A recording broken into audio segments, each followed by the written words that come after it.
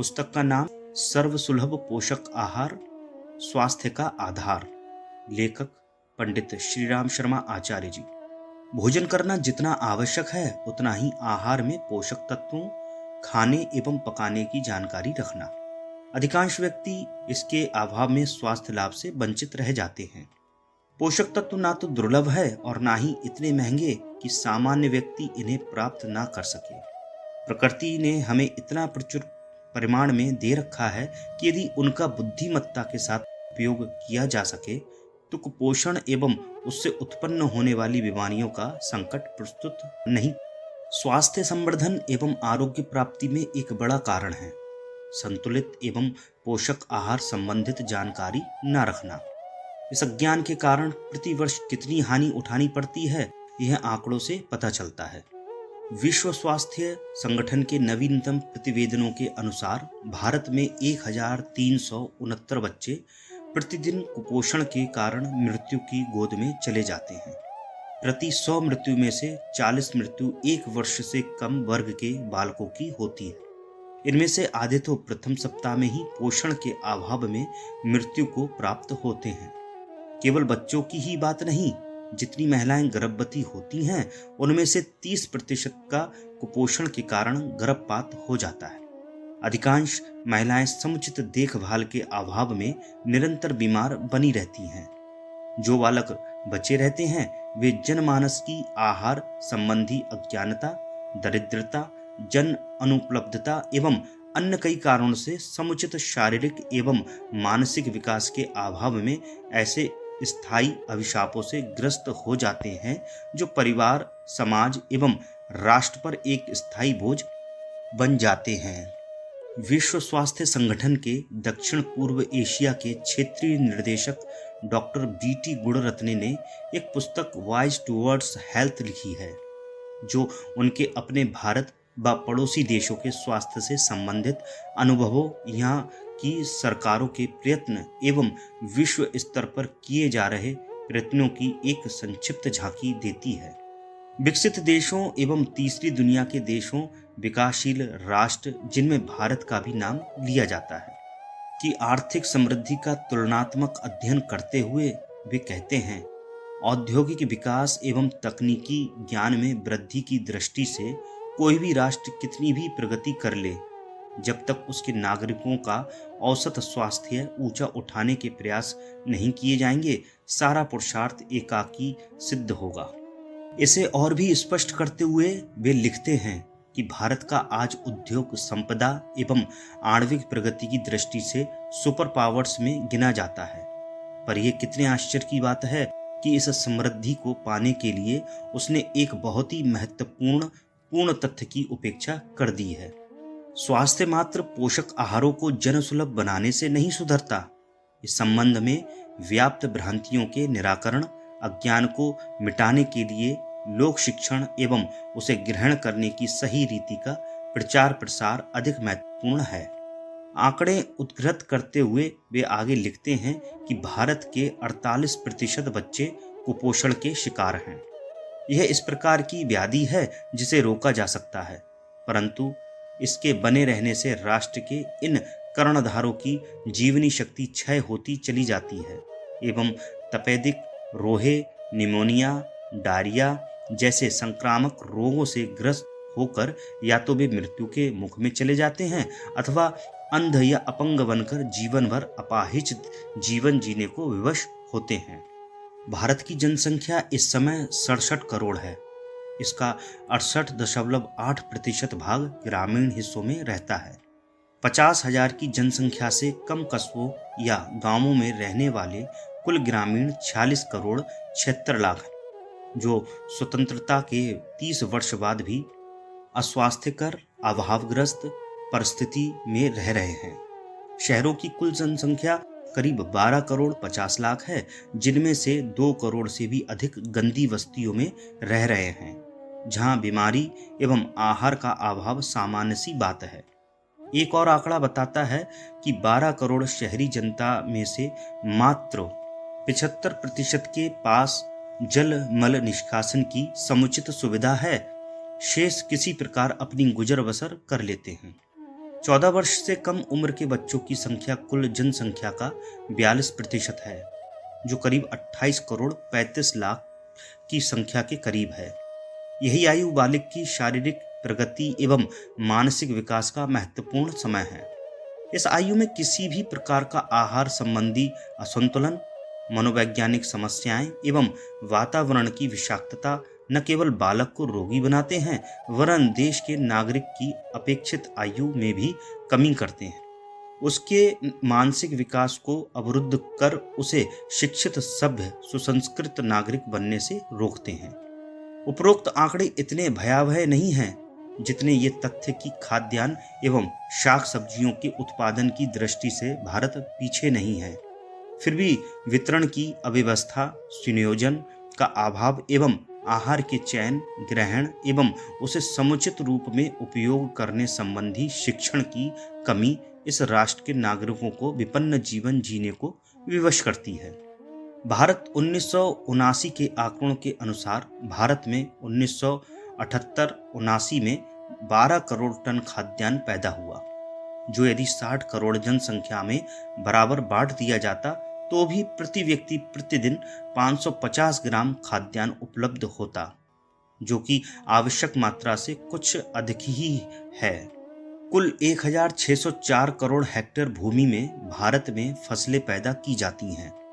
इनमें से जो उत्पादन होता है अथवा विकसित तकनीक का उपयोग कर बढ़ाया जा सकता है, वह न केवल सारे राष्ट्र की पूर्ति कर सकता है, वरन निर्यात किया जाकर राष्ट्र की अर्थव्यवस्था को भी सशक्त बना सकता है। वस्तुतः स्वास्थ्य संवर्धन एवं ऐसा समग्र अभियान है जिसे यदि गंभीरता से संपादित किया जा सके तो राष्ट्र चहुमुखी प्रगति की ओर बढ़ सकता है।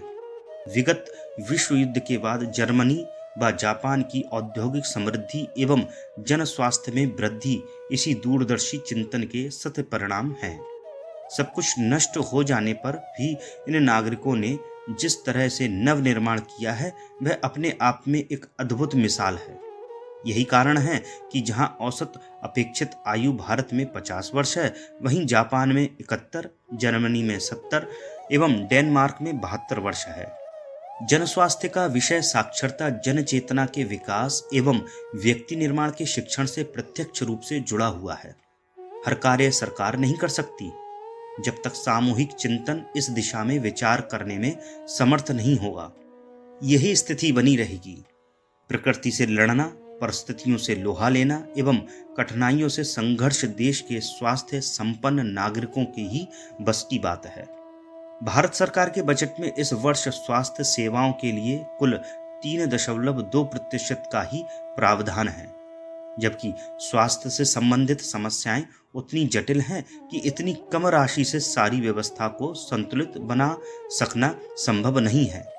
इसके पूर्व 5वीं पंचवर्षीय योजना में 1974 से 1979 की अवधि में कुल 53,491 करोड़ रुपए खर्च करने का प्रावधान था। इसमें से स्वास्थ्य पर 769 करोड़ 0.7% रुपए व्यय किए गए। स्थिति में फिर भी कोई सुधार नहीं। पोषण में विटामिन ए की कमी के कारण भारत में प्रतिवर्ष 15,000 बच्चे 6 वर्ष की उम्र तक पहुंचते पहुंचते केरेटो मलेशिया रोग से ग्रस्त हो अंधे हो जाते हैं। भारत में प्रति 1 लाख व्यक्ति के पीछे 250 अंधे हैं। भारत में करीब 10 लाख अंधे मात्र कुपोषण के कारण ही हैं। कुपोषण के साथ अस्वास्थ्यकर परिस्थितियों के निभने से, रोहे हो जाने से करीब 36 लाख व्यक्ति ऐसे हैं जो आंशिक अथवा पूर्ण रूप से अंधे हो गए हैं। इन आंकड़ों से स्थिति की भयावहता का अनुमान होता है। विश्व स्वास्थ्य संघ के एक सर्वेक्षण के अनुसार भारत में प्रतिवर्ष 75,000 अंधे मात्र इसलिए बढ़ जाते हैं कि उनके आहार में अंधत्व को रोकने वाले विटामिन ए की कमी थी। यदि उन्हें मात्र 2 गाजरें नित्य अथवा उसका कोई विकल्प खाने को मिला होता अथवा समय रहते वे नेत्र विशेषज्ञ तक पहुंच गए होते तो उन्हें अंधा होने से बचाया जा सकता था। राष्ट्र को प्रतिवर्ष 6,000 करोड़ रुपए की हानि मात्र इन अंधे व्यक्तियों की कार्य क्षमता का उपयोग न कर पाने के कारण होती है। जिनकी आंखों को समय रहते उपचार द्वारा ठीक किया जा सकता था। स्वास्थ्य संवर्धन के 3 प्रमुख आधार माने जा सकते हैं। आहार का स्वाभाविक एवं पोषक होना, शरीर रूपी मशीन को गतिमान बनाए रखने के लिए खेल कूद, व्यायाम, लाठी जैसी अनुशासनबद्ध क्रिया का नियमित चलते रहना एवं तीसरे शक्ति संचय हेतु समय की नियमितता एवं समय द्वारा जीवन शक्ति के अपव्यय को रोकना। आहार यदि स्वाभाविक एवं पौष्टिक है तो भले ही सुस्वादु ना हो, वह शरीर के लिए लाभकारी ही सिद्ध होगा। कठिनाई यह है कि आहार की प्रकृति में अज्ञानवश किया गया परिवर्तन अथवा विकृति भी इस विपत्ति का कारण हो सकती है। यह किसी को सूझ नहीं पड़ता। पोषण एवं कुपोषण अपने आप में एक समग्र विषय है, जिसे यदि जनमानस के समक्ष सही रूप में रखा जाए तो स्वास्थ्य संबंधी अधिकांश समस्याओं का हल ढूंढा जा सकता है। कुपोषण स्वास्थ्यगत समस्याओं में से मात्र एक कारण है, जिसकी भयावहता का वर्णन पिछली पंक्तियों में किया गया है। संपन्न देशों में कुपोषण अति आहार एवं उससे जन्य व्याधियां, मोटापे आदि के रूप में प्रकट होती हैं। यह वहां की भौतिक समृद्धि का ऐसा बाय प्रोडक्ट है जो राष्ट्रीय समस्या बना हुआ है। भारत एवं अन्य तीसरी दुनिया के देशों में स्थिति ठीक विपरीत है। यहाँ आहार में प्रोटीन, ऊर्जा, कैलोरी एवं विटामिन, खनिज, लवण आदि की दृष्टि से न्यूनता अथवा असंतुलन कुपोषण का कारण है। गर्भवती महिलाएं, बच्चों का लालन पालन करने वाली महिलाएं एवं बच्चे के पोषण में आवश्यक तत्वों की न्यूनता के प्रमुख शिकार हैं। WHO क्रॉनिकल में उद्धृत आंकड़ों के अनुसार लौह तत्व की भोजन में कमी के कारण भारत में 80% महिलाएं एवं नन्हे मुन्ने बच्चे गंभीर रक्त अल्पता के शिकार हैं। 40 से 50% माताओं की मृत्यु एवं बच्चों के अल्प विकास के लिए अभावजन्य कुपोषण जिम्मेदार है। दूसरे प्रकार का कुपोषण आहार में आवश्यक तत्वों के असंतुलन के कारण होता है। विश्व खाद्य एवं कृषि संगठन के थर्ड वर्ल्ड फूड सर्वे के अनुसार इस समय विश्व की 1 से 2 अरब जनता असंतुलन जन्य कुपोषण का शिकार है। कुपोषण की इकोलॉजी की चर्चा करते हुए यह सर्वे बताता है कि इसके लिए जो परिस्थितियां जिम्मेदार हैं उनमें से प्रमुख हैं: 1. आहार संबंधी विचित्र आदतें, उदाहरणार्थ सफेद पॉलिश किए जाने वाले चावलों को ही पसंद करना। इस पॉलिश विधि से चावल सुस्वादु तो हो जाते हैं पर अपना प्रमुख घटक विटामिन B1 को खो देते हैं, जिससे बेरी रोग हो जाता है। मानसिक विकास के लिए B1 बहुत जरूरी है। इसकी आहार में न्यूनता विशेषतः दक्षिणी व पूर्वी भारत के उन क्षेत्रों में जहां देश की 40% से भी अधिक जनता गेहूं नहीं चावल ही खाती है, इस व्याधि की भयावहता कई गुना बढ़ा देती है। नंबर 2, पकाने की विधि के बारे में जानकारी का अभाव। पकाने के बाद चावल के माड़ को, जो सबसे अधिक पौष्टिक है, फेंक देना। खुले बर्तन में उबालकर सब्जियों व खाद्यान्नों का महत्वपूर्ण पौष्टिक अवयवों को नष्ट कर देना। फल सब्जियों के छिलके निकालकर उन्हें पकाना। इन्हें कच्चा उबालकर खाने के बजाय उन्हें बघार देकर सुस्वादु बनाने का प्रयास करना एवं इस प्रकार उनके महत्वपूर्ण पौष्टिक अंशों से वंचित हो जाना पाक कला के संबंध में अज्ञानता की फलश्रुति है। घी मेवे आदि के संबंध में ये भ्रांतियां हैं कि चाहे शरीर कैसा भी पाचन शक्ति सक्षम हो अथवा ना हो, ये शरीर को पुष्ट बलवान बनाती हैं। कई व्यक्तियों, विशेषकर माताओं को बनी रहती है।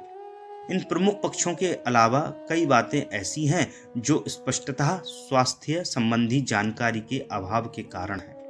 यह शिक्षा स्कूली एवं महाविद्यालयी शिक्षा से कोई संबंध नहीं रखती। अच्छे पढ़े लिखे व्यक्तियों के घर में कुपोषण के उदाहरण देखने को मिल जाते हैं। ये वस्तुतः जीवन जीने की कला का प्रशिक्षण है, जो स्वास्थ्य निर्माण में एक महत्वपूर्ण भूमिका निभाता है। यदि स्वाभाविक पदार्थों को बिना जलाए भूने प्राकृतिक रूप में लिया जाता रहे, कड़ी भूख लगने पर आधा पेट भोजन, 1/4 जल एवं 1/4 हवा की गुंजाइश रखकर उचित मात्रा में नियत समय पर भोजन किया जाता रहे तो अपच एवं कुस्वास्थ्य का प्रश्न ही नहीं उत्पन्न होगा। यह भी एक कटु सत्य है कि अधिकांश प्रमुख व्याधियां उदाहरणार्थ तपेदिक, न्यूमोनिया, डायरिया, अंधत्व, प्रोटीन, कैलोरी, कुपोषण केवल एक स्थान से जन्म लेती है। उपलब्ध आहार को अदूरदर्शितापूर्ण ढंग से ग्रहण किया जाता। अंडे, मांस, मछली सामिष आहार में आते हैं एवं हमारे राष्ट्र की अधिकाधिक जनता अपनी मान्यता अनुसार शाकाहारी है। वैज्ञानिकों ने भी, जिनमें पाश्चात्य आहार विज्ञानी प्रमुख हैं, आंकड़ों के आधार पर यह कहना आरंभ कर दिया है कि सामिष पदार्थ मनुष्यों के लिए कतई आवश्यक नहीं है। प्रोटीन, विटामिन की मात्रा एवं कैलोरी की दृष्टि से शाकाहारी पदार्थ कहीं अधिक वजनदार ठहरते हैं। परिणामतः सारे विश्व में अब शाकाहार का प्रचलन होने लगा है, पर उन्हें पकाने संबंधी भ्रांतियों के विषय में जब तक जनमानस जागरूक नहीं होगा, कुपोषण की समस्या बनी ही रहेगी। यदि एकमात्र विटामिन ए को ही उदाहरण के लिए ले लिया जाए तो उपलब्ध तथ्यों के अनुसार गाजर, पालक, चौलाई, कुम्हड़े तथा सहजन की पत्ती इनमें से किसी भी एक की दैनिक उपलब्धि आहार में विटामिन ए की कमी पूरा करती रह सकती है। एक 50 ग्राम की गाजर में 5500 इकाई, एक कटोरी पालक में 14,850 इकाई एवं एक कटोरी कद्दू की सब्जी में 14,590 इकाई विटामिन ए होता है। चौलाई में प्रति 100 ग्राम 1,162 इकाई विटामिन ए होता है, जबकि न्यूनतम आवश्यकता 3,500 से 5,000 इकाई है। यदि इन चारों को वर्ष में इस प्रकार बोया जाए कि एक की उपलब्धि बनी रहे तो मात्र शाकाहार से ही प्रति वर्ष 15,000 बच्चे अंधे होने से बचाए जा सकते हैं। ज्ञातव्य है कि विश्व के कुल अंधों 1,80,00,000 में से 1/3 मात्र भारत में ही है। इस सच्चाई से इनकार नहीं किया जा सकता कि आहारिक लाभ प्राप्त करने के लिए बच्चे आहार, विशेषकर हरी तरकारियां एवं अंकुरित अन्न अधिक लाभदायक हैं। आहार की अनुपलब्धि नहीं, पकाने की रीति एवं उससे हुई विकृति कितने गुना नुकसान करती है, इसकी जानकारी कराई जानी चाहिए, ताकि जनसाधारण को पोषणजन्य हानियों से बचाकर राष्ट्र के स्वास्थ्य को समुन्नत किया जा सके। National institute of nutritional research के डॉक्टर श्री कठिया के अनुसार यदि कुपोषण को अर्थशास्त्री अपने ही नजरिए से देखें तो उन्हें यह अदृश्य खर्च का भी अनुमान होगा, जिसकी गणना नहीं की जाती। आहार न मिलने अथवा गलत रूप लेने से हुई व्याधि के उपचार में व्यय, राष्ट्रीय धन, संबंध रोगों के उपचार में लगी श्रम शक्ति, बीमारी काल में परिवार की आय में कमी, नारी की गर्भावस्था एवं बच्चे के जन्म तथा मृत्यु में संभावित खर्च, पालन पोषण, दूध पिलाने से हुआ खर्च के कुछ इस प्रकार के आंकड़े हैं जो कभी दृश्य रूप में सामने नहीं आते। यह एक शाश्वत सत्य है कि अक्षम, असमर्थ, रोगी बालक या व्यक्ति से किसी प्रकार के नव निर्माण की कल्पना करना दिवा स्वप्न ही है। स्वास्थ्य के हास्य से आर्थिक प्रगति अवरुद्ध होती है। इसी पक्ष को सर्वदा से उभारा जाता रहा है, पर यह नहीं विचारा जाता कि मानव की खुशहाली ही सब कुछ है। राष्ट्रीय स्वास्थ्य ठीक होगा तो श्रम के घंटे बचेंगे, दवाओं में खर्च होने वाला धन बचेगा। यह अपनी जगह सही है, पर यह इस दृष्टि से ही सही नहीं, व्यक्ति के स्वास्थ्य के समग्र विकास एवं उसके अंदर सृजनात्मक मनोवृत्तियों के उन्नयन के लिए परम आवश्यक है। श्रम में निरत, कला कौशल से भरा पूरा रचनात्मक चिंतन युक्त नागरिक ही राष्ट्र के विकास में सहायक हो सकता है। इस तथ्य को दृष्टिगत रखकर ही जन स्वास्थ्य एवं जन शिक्षण के संबंधित संवर्धन के स्वरूप को बनाना चाहिए। इस दिशा में 2 कार्य करने होंगे। एक, आहार से संबंधित भ्रांतियों का निवारण। दूसरा, सर्वसुलभ पोषक तत्वों की जानकारी जन जन को देना तथा खाने एवं पकाने की कला से अवगत कराना। जो वस्तुएं सर्वसुलभ एवं सस्ती हैं, उनसे भी किस प्रकार अधिक से अधिक पोषण प्राप्त किया जा सकता है। ये भोजन के चयन, पकाने एवं खाने की कला के ऊपर निर्भर करता है। जनसामान्य को स्वास्थ्य से संबंधित इन तथ्यों से अवगत करा देना स्वास्थ्य संवर्धन की दिशा में एक महत्वपूर्ण कदम होगा।